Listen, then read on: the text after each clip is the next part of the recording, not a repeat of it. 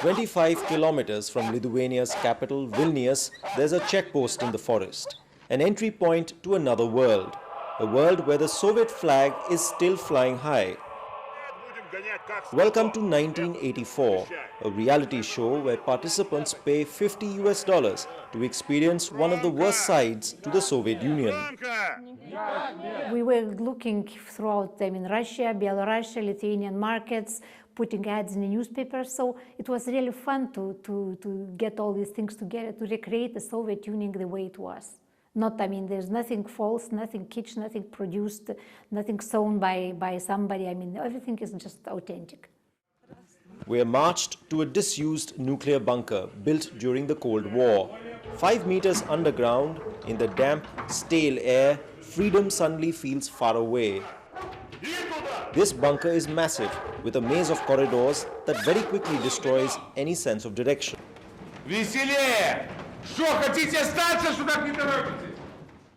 There is no script for the performance.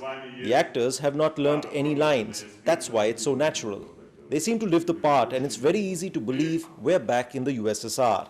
It's all in Russian, of course, which many of the younger locals don't understand, and neither do the few foreign tourists. Tai ką mes čia darome?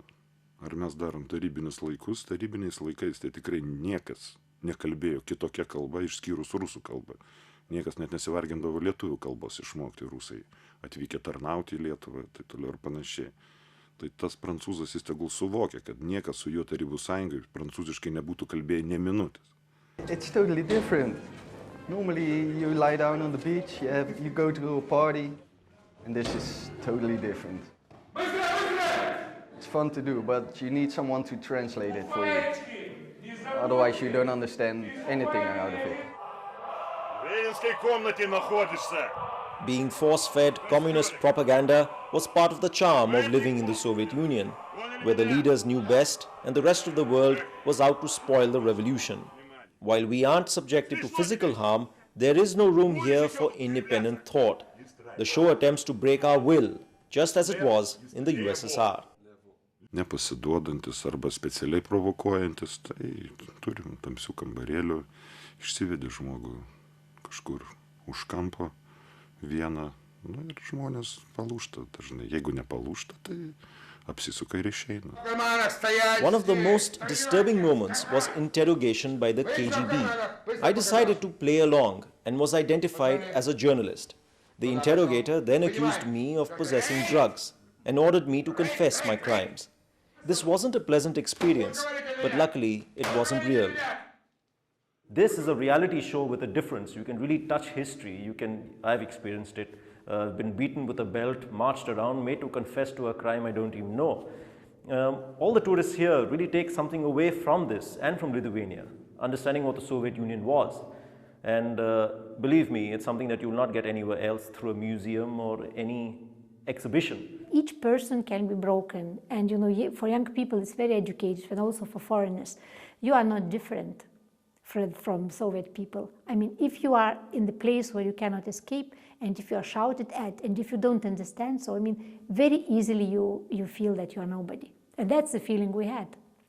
And that is a big relief to get out of this bunker and become a human being, a free person again.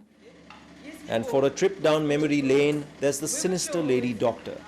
This may be the Western stereotype of life in the USSR, but all the equipment here is genuine and was all that was available in those days. Jaučiama kažkokia nostalgija praėjusiems laikams, kur buvo pigios dešros, pigios degtinės. Tai tegul jie išeina ir pabando suvokti, ar pigi dešra ir degtinė verta vidinės žmogaus laisvės.